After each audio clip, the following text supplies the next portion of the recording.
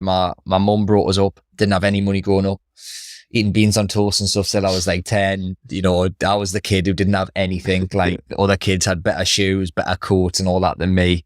And I want to say that fact because not that it's that interesting, but more the fact that if wherever anyone started, it doesn't matter where you started. And you can, like, I haven't been given anything. I haven't been gifted anything. I haven't had no inheritance, no nothing. I haven't had no guidance from anybody up until a few years ago. And you can do whatever you want as long as your mindset's right.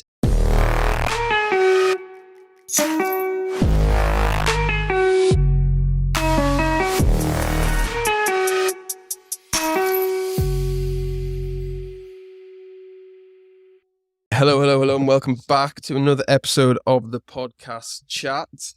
And we have a very, very special guest today. Terry, welcome to the podcast. Thank you for having us. Appreciate it. Yeah. Yeah. Thanks for coming. So we're at your lovely hotel here. Mm-hmm. Very, very nice. And yeah, I did get lost on the way, like I said. Well, it's in Barnard Castle for anyone who's wondering. The ancient unicorn. I'll plug it nice and early. Yeah, it's cool. And you've seen there's a lot of history around it.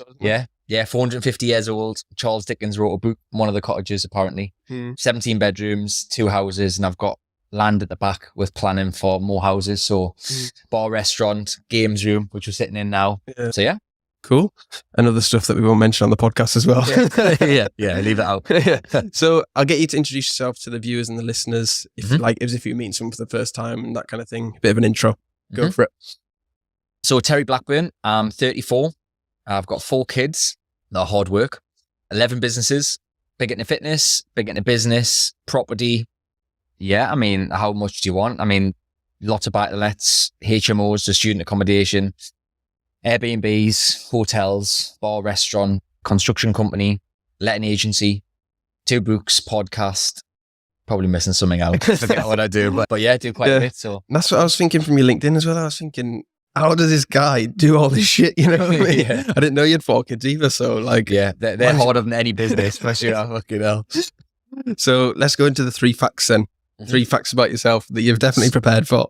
Yeah, I've definitely prepared. So I didn't know if you wanted funny ones, you wanted personal ones, business ones. So I've got loads of facts, but maybe it's the interesting ones. Well, it depends on what the class is interesting. But probably you've just touched on it actually. Probably one of the most questions that are the most common question I get asked is, how do I do everything that I do all at the same time? So all these businesses, up until last year, I had about 160 staff across everything, alongside being a partner to my missus, alongside being a dad to my kids.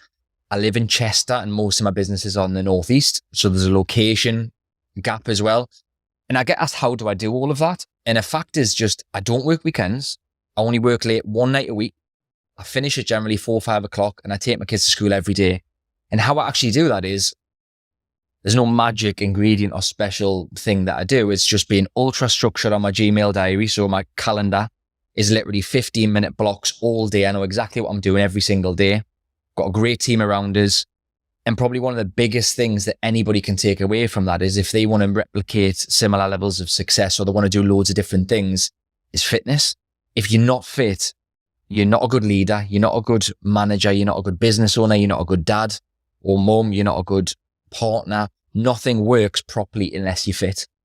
And that's a fact. One of my facts anyway is if you want to be high performance, and there's definitely people do more than me, by the way. A lot of people do more. But you do a lot more than me, but there's levels. Right? But the cornerstone in the what's the word? Yeah, the center of all of this is fitness. Because if you're not fit, you're just not your best. We talked about drinking off air there. So if you're hungover and you're rough and you're tired, you're not your best. So that's not a healthy way to live, though, is it? If you're out sessioning every weekend, it's not a good way to live.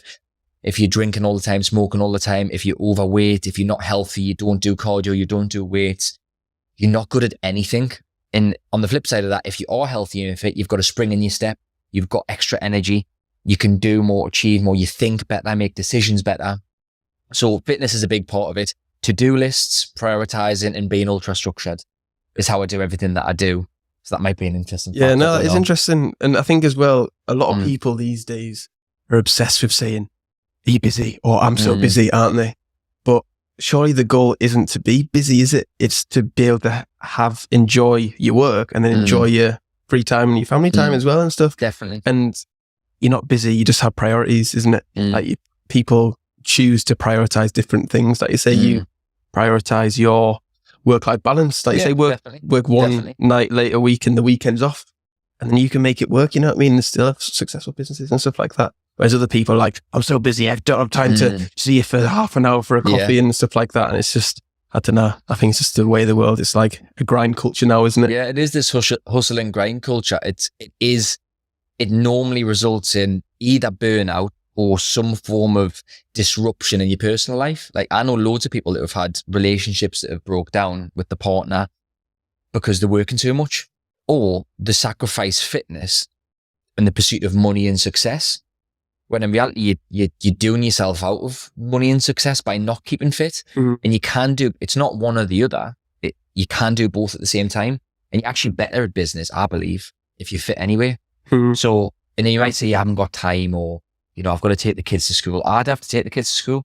So I either get up earlier than them and train before they get up, or sometimes I have to train at 10 o'clock in the morning, and I have to move my work around and do it then, or I have to train late at night. So it can be done, but this hustle and grind culture, I don't think it's healthy. And I've definitely done that, by the way. Like at the start, I've been in business since I was 19. I'm 34 now. Like at the start, like I sacrificed everything, like probably 19 to 23-ish. Like all I did was work, but that's not healthy. And yes, I made a shit ton of money, but like my relationship broke down, wasn't very fit or healthy. I was drinking all the time, like, because I worked so hard that my release was going out with the lads, partying, which isn't good anyway. And a lot of people get into this hustle and grind when they're younger or when they start getting into business. But I think as you develop as a man or a woman or a business owner, you learn that it's not actually all about that. More to life. And you don't want to have a heart attack. You don't want to affect your health, or imagine getting really rich, but then being lonely. What's the point? You've got no one to spend your money with or on. What is the point in money? There's no point in money. So you might as well just try and have the balance now. And that doesn't mean I don't work hard during the day, because I work fucking hard during the day, mate. I can't swear on this. So, because I swear all the time. But I can, like, I do have a balance, and yes, I didn't have a balance in the early days, and maybe that got us to where I am. Who knows? But I do think you can have a balance, and you can set your stall out right from the start. And I think you'll have a more fulfilled life. And, you know, if you make 2 million quid instead of 3 or 4 million quid, but you're still really happy at home, then I'd much rather that. Yeah. Imagine having, people will be able to relate to this.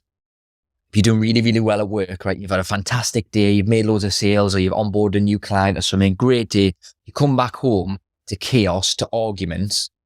It completely takes the shine off your good day, doesn't it? Completely. And you're just like, no. Exactly. So it dampens your success by not having a good home life. So if you've got a good home life, and even if you have an average day, it makes an average day at work better when you come back to a happy home. You look forward to going, don't you? Definitely. And then telling your partner about what's happened, it's a better quality of life. And I think this hustle culture is, I don't think it's healthy at all, but people will do it. And they'll say, you know, I work 7 days and I work all, and it's almost bragging. It's an ego thing. It's like, are you happy really though? No, and they'll tell you that they are, but deep down other. And it's because they work. I feel like it's because they work so much because they've got nothing to go home for or nothing to look forward to, isn't it? And that's their release, and that's their way of justifying themselves, thinking, I am happy because I'm working all the time. But yeah, second fact. I grew up in Throckley. I was trying to weave in a northeast thing. So I grew up in Throckley, which I have no idea what it is, whereabouts. You probably won't know, but it's not the nicest part of Newcastle, put it that way. Grew up in a block of flats. You know, I didn't have any money. My mum brought us up. Didn't have any money growing up. Eating beans on toast and stuff till I was like 10. You know, I was the kid who didn't have anything. Like other kids had better shoes, better coats and all that than me. And I want to say that fact because, not that it's that interesting, but more the fact that if wherever anyone started, it doesn't matter where you started. And you can, like, I haven't been given anything. I haven't been gifted anything. I haven't had no inheritance, no nothing. I haven't had no guidance from anybody up until a few years ago. And you can do whatever you want as long as your mindset's right. And I did have something in me. I wanted to, maybe it's because I didn't have anything. I always wanted to have something. And that maybe's molded me a little bit into who I am today. But I just want to say that fact because you might be thinking, you might not be thinking like, this guy's got a lot of money and he's doing really well. And, you know, I am. I suppose that's relative, but like, it hasn't always been this way. Up until 18, 19, I was in with the wrong crowd, bad, very, very close to going down the wrong path. Drugs, drink, crime, and all sorts of stuff. I didn't get arrested for anything, luckily. But I was in with the real but wrong people. Yeah, and I made it. So hopefully that's a little bit of inspiration for anybody who's listening. Doesn't matter where you started. Yeah, that's cool. What do you think it was in you then that wanted more? I suppose like as a kid, you always want the nice things and you train in new football boots and that kind of thing. But like, why do you think you wanted that? I think it was a little bit of envy of other kids. Like when we used to come back from the 6-week holidays, they'd been on holiday to wherever, and I hadn't. And they had, I was a bit of a chav back in the, so they had the Rockports, and I eventually got Rockports. The quality in the mirror peeps in the stripy jumpers and all that. And I did have some of that, but obviously other kids had better ones. And I did start you don't know what you don't know, right? And at a certain age, like I didn't realize that we didn't have any money. I just, because you don't know, do you? You don't understand these things. Yeah, exactly. So I didn't really know. And then I got to a stage where I was starting to think, well, why have they got more than me? Why are they going to these places? Why can they go to this place and I can't? And then I just built up like a little bit of envy. I wanted those things. And then you start to learn about money, and school teaches you nothing about money, as you know, nothing about careers, entrepreneur, nothing. So you don't get it from there. So I don't know I can't pinpoint this is why I was like that, but I think it was because I wanted to do something. I mean, my next fact is well, yeah, I'll say that what I was going to say on the next fact, because it does link to this, but just say it now if you want. Link it in. Yeah. So I was a builder, 16 to 19. Oh, okay. And I hated it. I hated every minute of it. These hands are far too soft. I was going to say, I could never be a builder either. He's too soft. Yeah. I mean, I hated it. I hated every single part of being a builder. And the reason I was a builder was my mum told us you need a trade. Okay. And when I finished school, I was the naughty kid. I was getting suspended, taking drugs, being a nightmare. I was taking drugs at like 12, bad. It was crazy. Definitely in the wrong crowd, yeah. Yeah, 100%. Literally taking drugs for school. It was mental. But then, because I was so naughty and I failed everything, didn't even get a GCSE. It was all using, not one. And bear in mind, I'm a financial... That's an achievement in itself. And I'm a financial advisor. I ran, which I sold last year, my main business, which is a financial advisory business. So dealing with people's finances, you've got to be good at maths. Yeah. And I failed maths. I failed everything. That's crazy. But going back to my point of being a builder, I was kind of forced into it because my mum said, you need a trade. So that's what I done. And there was something in us then. I remember specifically, because I was an apprentice, right? And the apprentice, like, you've got to make the tea and you've got to make the coffee and you've got to go and pick that wood up from there and take it over there. No stupid shit. The worst jobs, it's raining, you've got to carry like stupid, boards of plywood and stuff in the rain. Horrific. I couldn't think of anything worse. Oh, mate, it was brutal and I hated it. But my point that I'm getting to is, even then, I used to say to the lads who I was working with, I'm going to be a millionaire. I'm not going to be doing joinery forever. Yeah, we said that. Yeah, chatting shit. We said that. Yeah, of course you are. Look at it, and all had metal elbows, dodgy knees, and like bad, all hobbling around like this. Oh, fucked, yeah. Yeah, because building does take its toll on your body, whether you like it or not. It does. I think it's only good in the summer when it's sunny and you can work with your top off. But apart from exactly. that, and the banter was good. I did miss the banter when I got into sales at 19. But my point was, maybe it was. Obviously, the upbringing definitely played a part in who I am, but then being a builder and hating your life so much, and I was never depressed. Touch wood, I've never had any mental health issues. Pretty strong up there, I think. But when I was a builder, I used to get to a Sunday, and whether it was because I was drinking all the time on the weekend and Sunday I was depressed or down anyway, but I was getting to a point of like, I was dreading Monday because I knew I had to get 2 metros in a bus just to get a site to do something that I hated, to get paid pennies, to then have to travel back. And I had no life on the night time because I was so exhausted when I got home. But I think that molded me to who I am today as well, because I don't want to ever have to do anything like that. I wanted to get into money and start making money. And I had it in us then. I used to say it to people, and people used to think I was a bit mad. Like, why, how are you going to be a millionaire? How are you going to do this? How are you going to do that? And I just had it in us. You don't know at the time though, but you know at the same time, don't you? Yeah, it's weird. Definitely. So what did you want to be when you were growing up then? What, was it obviously not a builder? I had no aspirations. I literally did not know, honestly. Yeah. And I just I wanted to do, I just knew I wanted to make money and I wanted to have a better quality of life than I had. Yeah. That was definitely something, but I wasn't like, I wanted to be this, I wanted to be that. Because like you were saying about school, I say it a lot, but it's a hard decision at 16 or 18 to ask a child, what do you want to do, or what do you want to be, or what career path do you want to go on? Because you don't have a fucking clue, do you? Like, I was saying to you earlier that I did hospitality management at uni and stuff, and I don't do that now because for me, I just went to buy some time to figure out what I wanted to do and grow up a bit. But yes, it's interesting, all the different paths of if it's go to uni and just figure it out. Because a lot of people don't even use the degrees now, or just go out and earn some money, isn't it? And work it out yourself. So why did you be a builder at 16 apart from your mum saying you needed a trade? How did that come about?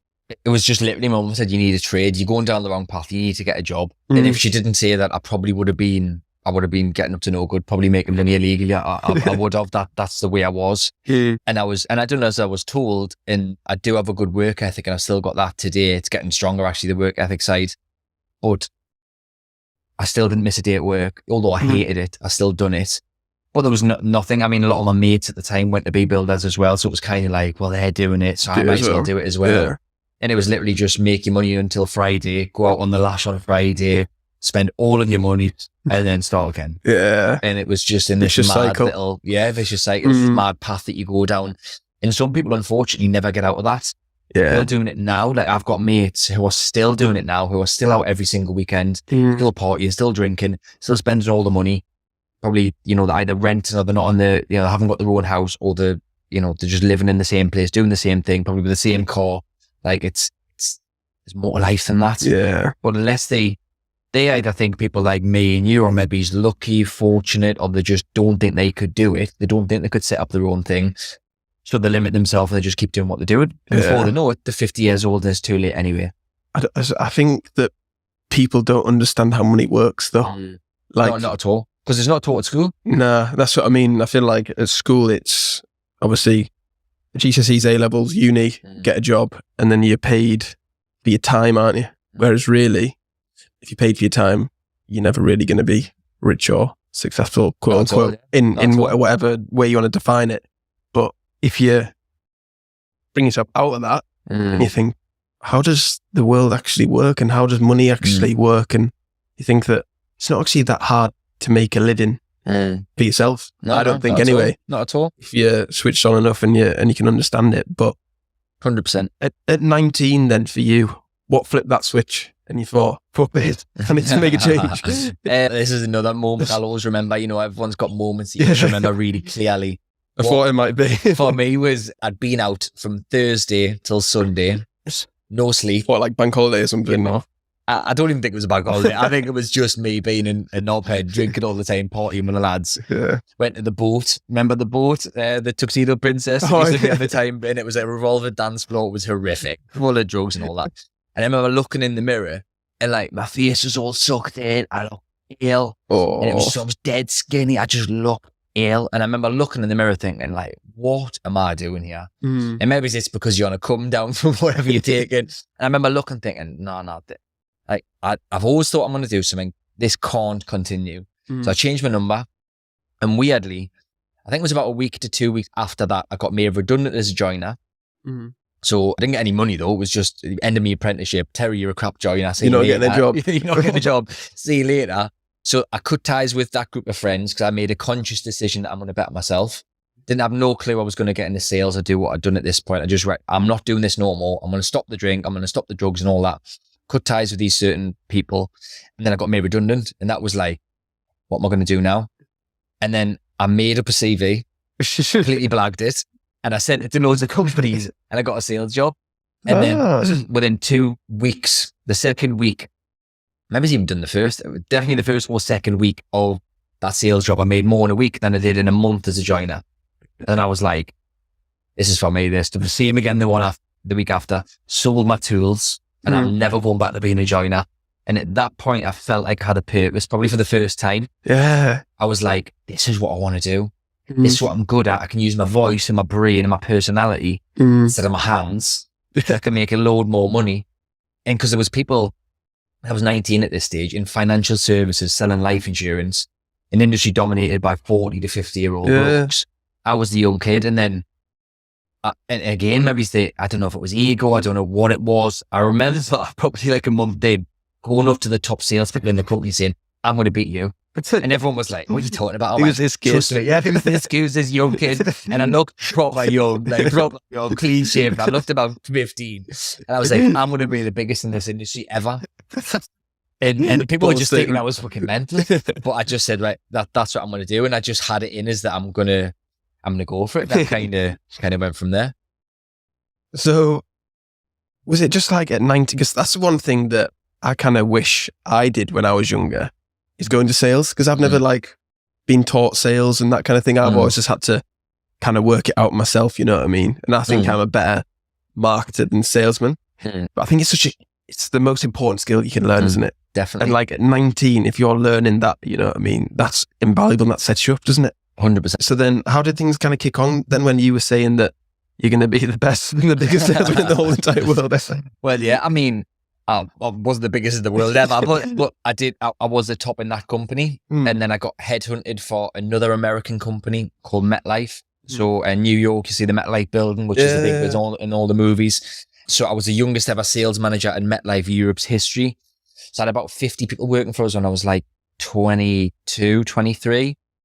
And I loved everything about it. This was the point where I was just working mad hours because I went all in. You know, I was making 80, 90 grand when I was 19. You know what like, I was like this, like, but then I started to buy property with it. But if we focus on the sales side, I just loved everything about it. And I think when I look back and try to analyze why I did so well at sales, I remember, because this was door knocking, right?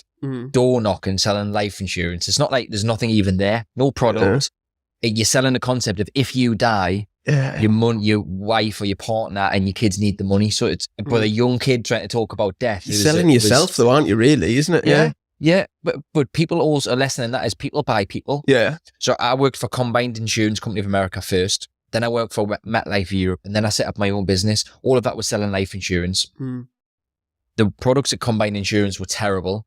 They were a little bit better at MetLife. And then they were better when I set up my own business. But I still sold loads of volume in each of those companies. But it's because they're buying me. Yeah. People buy people. Yeah. And the product to a degree doesn't matter that much. It obviously matters. And if you've got a better product, you're going to sell more. Yeah. But people buy people. And if you used to smile, you know, and some of it was maybes. Thinking back was like, the maybes felt a little bit sorry for the young kid knocking on the doors, but I wasn't bothered. He'd put food on his table. Yeah, but I was literally up at 6. I was literally out the door at 6 and I was coming back at 10 o'clock every night. That's and I'd done that for 7 days for, honestly, 2 or 3 years.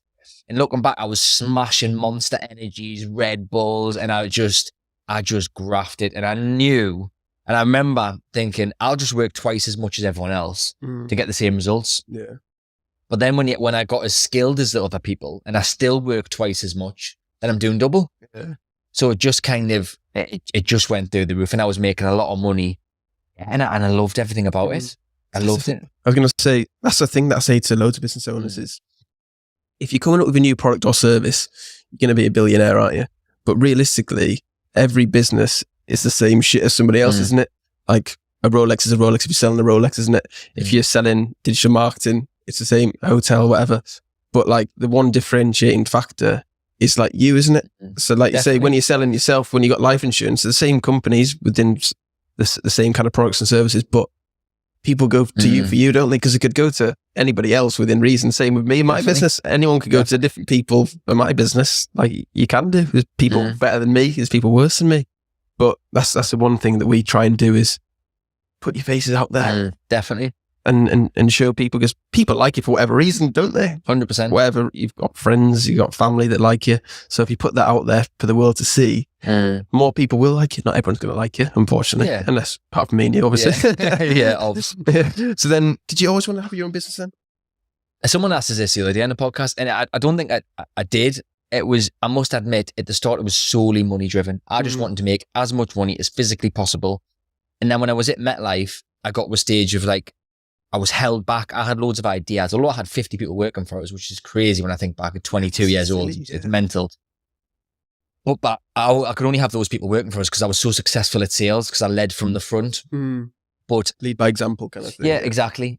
But I didn't think I want to have my own business. I got to a stage where I kept putting ideas to MetLife that I wanted to do, and I knew they would work, and I knew I could bring in more business. I knew I could recruit more, develop more, grow more, but I was kept being prevented from doing that because I couldn't make the decisions. Because although I was self-employed, by the way, this is self-employed commission only. So if I didn't sell, I didn't get paid all the way through that. That's like having your own business anyway, isn't it? But yeah, exactly. It pretty much is. Yeah, I was self-employed, sole trader still. But yeah, it was just a case of like, right, they're stopping me going to the next level and making more money, right? And I looked at options, right? I could set up my own business. I can actually get more products, which means I can give a better service to customers and get more commission. So it was just the natural next step for me to set up Bespoke. So Bespoke Financial was the first business I set up when I was 24, and I exited that last year at 33 and did really well off it. But yeah. What was it like then setting up? I took it in my stride. I must be honest, I didn't struggle with it. Because I was kind of doing the same thing already. I was already selling life insurance, and I was just selling life insurance under my own brand. And then we got Aviva, Zurich, Legal in General, all the mainstream insurance companies. We got them on our panel so we could use their products. So it was an easy transition for me. Yeah. I still made loads of mistakes. Like I was recruiting people on looks and all sorts, like recruiting ex-strippers and stuff. Yeah, I mean, I had a bit of a mad few years. But the thing is, you've got to make mistakes. Yeah. I think it's important. Because you learn from them, don't you? That's what I mean. Yeah. The only mistake you make that's a bad one, if it's the same one you make twice, you know what I mean?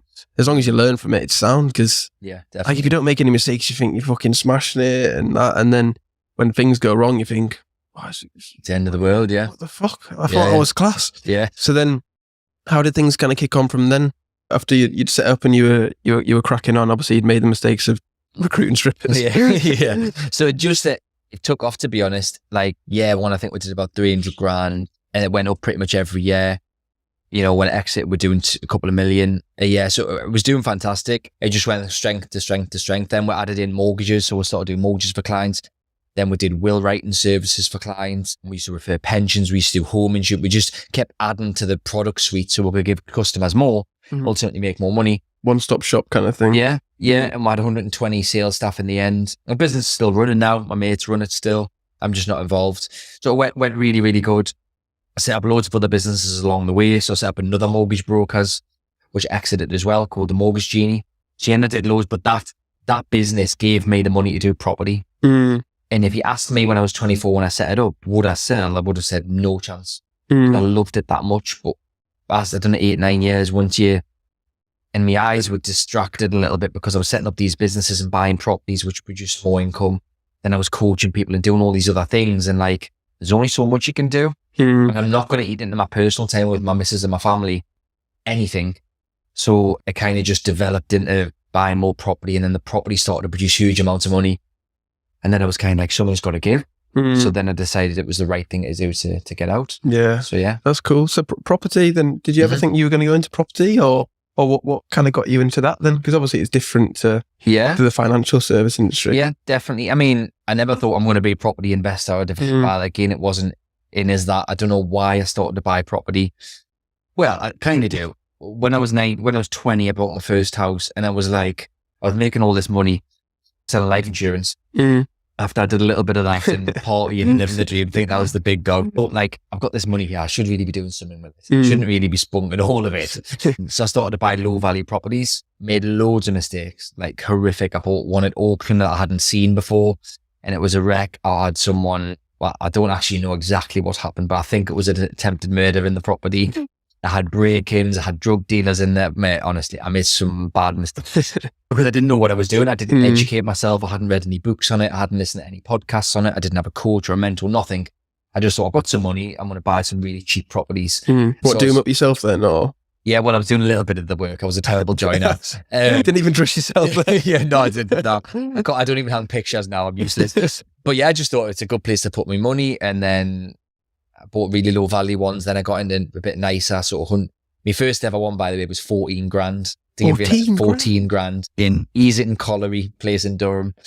And then I bought 3 or 4 of those. And then I went into like buy-to-let 100-ish grand. Then I went into the HMOs, which is your student accommodation where you rent it out per room. That'll be good. Yeah, do really well. Yeah, I was going to say, because like when I was at uni and you think, I'm spending 400, 500 quid a month per room, and there's 5 us in here. You're making a fucking fortune. Yeah, it's good money, but there's a lot of hassle with that. I've had tenants drinking each other's milk, arguing about cereal. I've had people walk into the wrong room and got into bed with somebody else when they were drunk. I've had loads of mad stuff happening in property. A whole wanted auction blind. This is a funny story. So I went to this auction. I went to bid on one property and I got outbid. So I offered another one and ended up getting it, which I'd never seen before. So got the keys and it was like a U-shape, this street. I drove down this side of the U and all the houses either side were boarded up, right? All of them got round the bend, gypsies at the bottom with caravans, horses, burnt out cars and all that. And I'm like, oh my God, what have I done? Round the bend. And then mine was there, which is the only one that wasn't boarded up. And there was like timber, it was metal boarded up with bars and everything on the... Where was it? Just outside of Blythe. Oh, yeah, Blythe. Yeah. So yeah, a place called East Sleekerburn is where I always remember. Walked in, I cut a long story short, walked in, there was birds, like poo or whatever it was, or dog poo all over the place, disgusting. Walked through the kitchen, I was like this, covering my nose. And I looked, this is no joke, I looked in the back garden and it wasn't like you could access the garden from elsewhere. It was like a terrace. So there was fenced either side. Yeah. There was a horse tied to the fence in the back corner.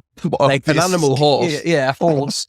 An alive horse, which was like all skinny, look ill and everything. I was like, what have I done? Did that come with the house? But it was gone about 2 weeks later. The gypsies probably got, I have no clue. But yeah, I made some horrific mistakes. It's crazy. Yeah. But I just didn't know what I was doing. And the lesson in that is read books, listen to podcasts and get a mentor. Or just, you don't have to pay for a mentor if you don't want to, if you haven't got the money. Educate yourself for free. You can get loads on YouTube. I mentor people, but you can do a lot of it for free. Depends on your situation and your position financially. But I could have avoided lots of mistakes by educating myself. Yeah, definitely. Sure. I feel like a lot of people, especially like successful people, will give you like free advice if you ask them a question, won't they? If you say, oh, I'm thinking about this, what do you think about this? Or blah, blah, blah. And they will help you out here and there and stuff like that. Because the thing is, question, if they say no, what's the worst they're going to say? They're going to say no, isn't it? And if they help you, great. And that kind of thing, which is quite cool. So the property thing then, I'm interested in that. So how did you kind of learn then? Was it just literally self-education, or did you have like a specific mentor or what kind of thing? I mean, I only took on a mentor about 2 years ago. Oh, really? Yeah, so I had 40-ish properties by that point. So I did quite a lot. But yeah, the book that got me, I'll always remember, is Rich Dad, Poor Dad. Yeah. Robert Kiyosaki. Everyone talks about this book, but that honestly, if you summarize that book, or my summary of that book is, not always working for money, exchanging your time for money, which was what most people do in an employed role, even self-employed role. You do something in order to get paid an hourly rate, daily rate, salary, whatever. You're exchanging your time for money. That book is about putting your money to work so your money works for you and produces more money. And I was like, that was like light bulb. I was like, what? Right. This is something here. And he's got like 5,000 property or something, that guy hasn't either wrote it. And then I started to get a bit obsessed with learning and reading about these people in America who are doing thousands of properties. I was like, this is like a whole new world. I didn't understand. I didn't know anything about this. You got to remember, like when I was 20 to 14 years ago, like I don't even know if YouTube was about that. I can't remember watching it. It wasn't as big as it was now. It wasn't like now you go on Instagram or anywhere and property education's everywhere, business education's everywhere. There's a million coaches, half of them are skint, and like you can get loads of coaching on all sorts for free or paid. It wasn't that, and I remember finding this book and I've uncovered like some magic here, like something like a secret that people don't know about. And I was wow, and then I was just full in obsessed, earned as much money as I could from the businesses and plowed all into properties. Yeah, and that's how it kind of started. Because I think I only realised that a few years ago. So when I first started out, I did events business, like nightclub events, and then went into the marketing. And me and my business partner at the time, we're trying to do everything ourselves. You know what I mean? So we'd have the highest profit margins possible. And then when I set up my own in lockdown, I realized that the service we were providing could be better. And also I could have more time. So just employ people who are better at the thing or who are close to the thing, and then frees up my time to earn more money. Because you've only got, say if you work 40 hours a week, you've only got 40 hours in a week. But if you can have other people in your team, give them the thing, then frees you up more time to have the higher generating tasks. And high value and, tasks. Yeah, 100%. And generating sales or managing clients or whatever it may be, and that kind of thing. Because I listened to the audio. Did you read it or audiobook? Which Chatzzz? Yeah, both. I've done the. I don't like reading. I can't concentrate. I get agitated. I listened to it though. I thought that's the kind of same takeaway that I thought. Yeah. Obviously not with property. I mean, I must admit, I used to read it a lot more than I do now, but every day, honestly, and even weekends, even if it's just when I'm in the shower, I'll put a podcast on or an audio book. Like, it's every single day. And that's a lesson in itself for anyone listening. If you want to be high performance, or even if you're doing really well financially now, your business is doing really well now, don't think for 1 second that you can just keep going at the same rate that you're going at, because your competition is always snapping at your heels, and there's always somebody younger who's got more energy or who's more skilled or more intelligent or more whatever than you. They're always snapping at your heels. So if you don't keep self-developing and listening to self-development and audio and perfecting your craft and learning new stuff, you're not gonna stay the same. You're gonna go backwards and you're gonna decrease, because your competition's good and people are raising the bar constantly. So you've always got to sharpen your saw, keep sharpening that saw with self-development, and that's how I live my life. And I honestly, unless something drastically changes, unless I become like a sell up for a couple of billion quid, I can't see that ever changing, because I actually do really love it. I love learning a new skill. Like, if you look at all my different businesses, although a lot of them have got links to each other, like hotels and hospitality is completely different than just buying property. Yeah. Financial services is completely different to hospitality. Letting agencies different, like they're quite different. But what I do is, before I set up a new business, I learn about it, I study it. I don't just read a book or listen to I'll try and study, although I failed everything. But maybe actually quite good too if I studied the way I study now. I wasn't interested in volcanoes and fucking Bunsen burners and that nonsense. So irrelevant though, I think. Have you ever used a Bunsen burner? Oh, every day. Every day. I've never seen a volcano neither. I've never looked at tectonic plates and all that nonsense. But I think it's just off topic, but yes, education, it's a memory test, isn't it? And why do you need to remember stuff when you can just Google it or chat GPT, like whatever? How good is that? Yeah. But as well as that, you're penalised for helping others or looking at other or copying, that you're penalised for that. Yeah. It's cool, whereas in reality, half businesses, you just copy someone that's doing it successfully and you put your own spin on it. Yeah, exactly. And that's the thing, I feel like a lot of people, when you say about self-education, when they finish actual school education, it's the same with exercise, isn't it? You exercise your muscles to work out, to feel better and getting bigger or stronger or to last longer. Whereas a lot of people stop exercising the brain, don't they? And that's what I mean. Like, if you leave school at 16, 18, 21 uni, and you don't listen to podcasts, read books or listen to audiobooks or whatever, then you're not going to improve, you're not going to get better, you're not going to be sharp, because you're not exercising your brain, which is probably the most important muscle. And like you're saying about the fitness as well, I think fitness is most important for my mental, more than the physical. 100%. Even though it's important physical, isn't it? Yeah. But for me mentally, like if I don't go to the gym for like 2 days, I feel more tired, more lethargic. And I'm like, fuck, I need to go to the gym. You know what I mean? Grumpy, miserable, snap at people. Yeah. Like 3 days, normally day 3 for me. If I haven't, day 3 is like, I can go 2 days without going, but then like you say, the third day, I'm like, I'm fucked.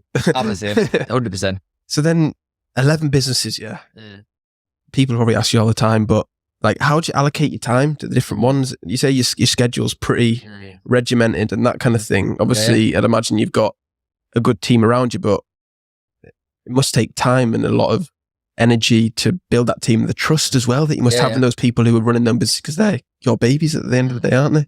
Yeah, definitely. I mean, it is, I'm not going to say it's easy. It's definitely not. I mean, business is a much better ROI than property, and that's because it's harder. And managing staff and people will always be in my opinion, will always be the hardest part about any business, because there's a lot of moving parts of staff. But if you looked at it, like last year, there was 160 odd staff across everything that I've got. It's impossible for me to manage that many people. You can't manage 100 odd people yourself. It's impossible. So what you have to do is you have to build a core team. So I've got PA, ops manager. I've got key members of staff in each business. So I manage them, then they manage the people underneath them. And it's just about we follow I try and make business as simple as possible. And what we simply do is every Monday, have a meeting with my key members of staff and we plan for the week ahead. It's as simple as that. We'll say, right, what happened last week? and what have we got on the agenda for this week? What needs to be done this week? Obviously, we'll discuss any issues as well, because there's always issues, always firefighting to do. But we'll discuss what the plan is, and then a check-in on a Wednesday, which is just so meetings on the Monday, check-in Wednesday, a couple of phone calls. How are we getting on? Have you done this? Have you done that? Why not? Why about this? Why didn't we do that? Friday checkout. And it's definitely not easy. I'm not saying it's easy, because it's very stressful and it's full on, and I work a lot, and there's times I get really stressed, and there's times anyone who says that business is just a breeze and easy and they make it maybe look easy on social media, it's not true. They're complete liars. It's very difficult. It's very stressful, and it's not for everybody. No. And you don't have to be a business owner. You don't have to be an entrepreneur. Like, although it might be portrayed to be that way on social media, like, you don't have to do that. It's fine to work for someone else and be a number 2 or a number 3. And you can still make a lot of money. But back to the question, that's how I kind of do it. I manage my key members of the team. I check in. I do Monday. It's WIP. We call it work in progress on a Monday, check in Wednesday, check out Friday. And we do that every single week. And that you've got to give your team responsibility. And this is one thing that a lot of entrepreneurs struggle with, is giving up the control, because a lot of people are control freaks and they want to, but they'll never do it as good as me, but they don't have to. I struggled with that as well. Yeah. And when you give that away, you think, fucking hell, you're probably better than me. Yeah. Well, yeah. And if you get people who are better than you at certain things, that's when you really win.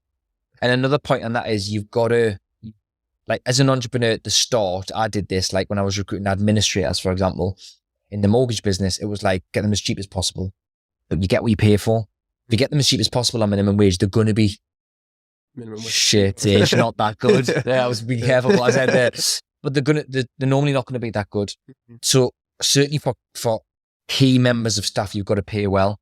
That doesn't mean you've got to pay them fortunes, because you've got to watch your cash flow. And it doesn't mean you pay them fortunes day one. Sometimes you've got to go through the reps. Like at the gym, you've got to go through, because you can't go and employ someone on 50 grand when you're starting off in day one, because you're going to struggle cash flow wise. You've got to build up. And if you want to get think about the likes of, I don't know, Amazon, Netflix, all these big companies, like what their CEOs and COOs are on fortunes, because you need to pay well to have a huge business that's really, really doing well. You need good people. And if you want the good people, you've got to pay. It's as simple as that. And you've got to manage them. You've got to give them responsibility, let go of certain things, and do the best you can, and keep, like, read books. If you want to build a team, read books on recruitment, read books on management, like read books on structure. Everything's available. There's always someone who's done what you want to do and who's more skilled and more experienced in what you want trying to achieve. So just copy them. Go and spin on it. Yeah, because I think the thing that I want to ask you about is, how do you find people that you can trust, or how have you found, like, recruiting people that you can trust? Because obviously they're key roles, aren't they, in the businesses? Say with me, I've only got like a small team, there's only like 4 of us, and it's quite easy for me to manage a small team like that. If you've got 160 people and you've got key people in those positions, how did you find that transition from, like, obviously not being able to have everybody that you know and you can rely on, kind of thing? Yeah. I mean, it's a hard one, because I think everybody has a little bit of that in them at the start. I think everybody, it doesn't trust people, because when you're paying a salary or you're paying them, it changes the dynamic of that relationship straight away, doesn't it? Because you're like, well, I'm paying them, I want to make, but you've got to just, through the reps of doing it, they'll never care as much as you. Yeah. They'll never be as good. Well, to a degree, some people obviously will, but it is quite hard to find that balance. And when you're inexperienced in business, you're not going to recruit the person that's been doing it 25 years, because they're going to look down on you and think, well, how would it work for them? You've got to kind of go through the mud a little bit to get to the field, kind of thing. So, and you've got to just learn that I trust people, but verify. Certainly at the start, I trust but verify. So as in, trust them to do a task, but check that they've done the task. Yeah. And once you've checked enough and you've learned that they'll do it anyway. So once you've trusted them and you've given them a task and you've checked if they've done the task, and you don't tell them that you're checking, you just keep checking, right? And over time, if you've checked enough and they always do what they say they're going to do, then you can build them the trust. Yeah. So always give them trust, but verify. And then eventually you'll get to the trust stage. And then once you build a good team, Richard Branson says a fantastic quote, which always stuck with me. I had this on the wall in one of the businesses, actually, was train people so they're good enough to leave but treat them good enough so they never will. Yeah. Something to that effect. Yeah. But I've always tried to do that because I give them every bit of training I could possibly give them, and I try and help them be the best version of them in their role that they can be. So they could easily leave, but I treat them well enough so they won't. And people still leave, don't get us wrong. Yeah. And, people still screw you over, and I still get it wrong. People mess you around. People lie to you. In interviews, I don't even see the point in interviews half the time because they just tell you what you want to hear. Yeah. Half of them, they just absolutely lie. And they tell you, I'll do this in the door. No, I've done this before and they haven't. Yeah. But this is the joys of business and dealing with people. Yeah. Because when I found that I gave the trust and the responsibility and able to make decisions for themselves and be able to just do it. And like you say, just check the work and be like, oh yeah, that's good. And it empowers people, doesn't it? And think, oh, I'm making this decision, or it's my idea. Like you were saying when you were younger, you felt like you were being held back at MetLife because you couldn't do the ideas that you were saying. Yeah, it was hard going, mate. It was really hard. I mean, Bespoke had about 120, and then the glamping site, obviously this place, bar, restaurant. So in total, it was at 160 across everything. Yeah, it was hard going, mate. It doesn't get easier, but there's kind of like, once I had a sales trainer, he was the main point of contact for a lot of the sales team, and then I had team leaders. So like I wasn't, towards the end, mate, I was doing a Monday motivation, which we used to do this big meeting and I used to G everyone up. And I kind of didn't really deal with half of them, mate. So it was kind of, but you have to go through the like I said, the trenches, and you've got to go through all the shit. And at one point I was managing like 50, 60 sales staff directly. I don't know how the fuck I was doing it, to be quite honest. It was full on. We always have technical problems on this podcast, but we are. Terry, right. You're a busy man. Let's wrap this up. So, what are the plans moving forward then with you? Because obviously you've exited the financial business, was it last year, did you say? Yeah. And then moving forward, what's the plans? What's the plans? So a big focus of mine at the moment is, I've noticed, certainly from my research, there's no real sales expert, sales trainer in the UK at the moment. Loads of American guys, isn't there? Grant Cardone's, Hormozy and all them. But I want to become the top sales expert, sales trainer in the UK. Yeah. I've recruited hundreds of people over the years, trained hundreds of people, made millions of pounds all from sales. So I'm building a sales course, which is actually launching next week, like a online course.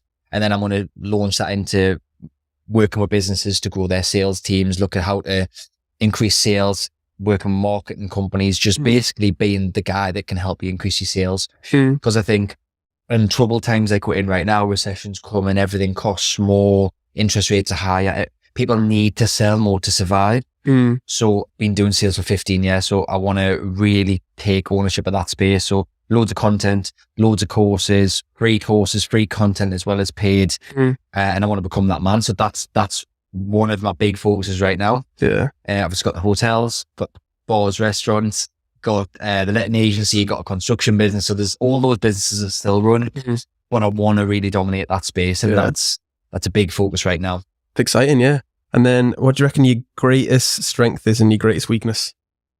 Greatest strength is definitely sales. No, because just on that point, one last thing is like, we have literally sold, like we were breaking records. We broke our own records multiple times in life insurance sales. We were doing 1,100 new customers per month, cold calling and self-generated leads in the UK, which has never been done before. And we're broken at 700, then 800, then 1,000, and then 1,100 we were doing in the end. And I'd trained these people. I was getting people who were chefs, never done sales before, training them up, and they're making 100 grand year one, selling life insurance, personal trainers, administrators, what else do I have? Hairdressers, builders. I was training because I do know how to sell and I know how to teach people how to sell. Yeah.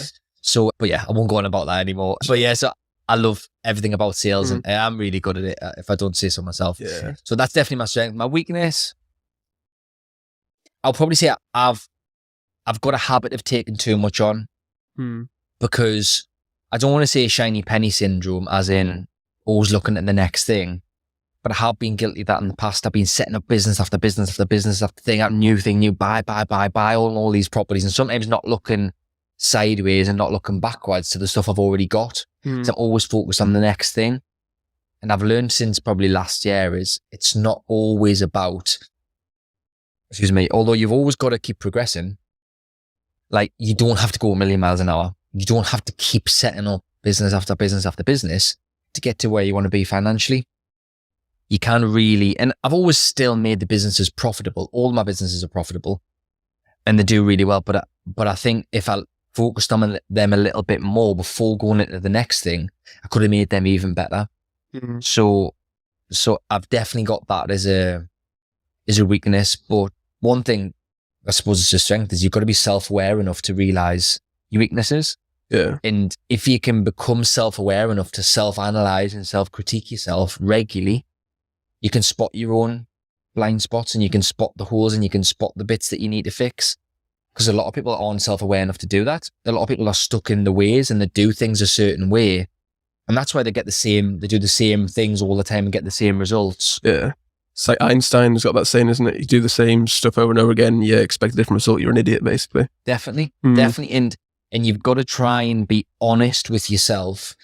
Actually because entrepreneurs are typically entrepreneurial and optimistic. So we look at the cup half full thing. We'll always make the best is going to happen. But all the time it's not.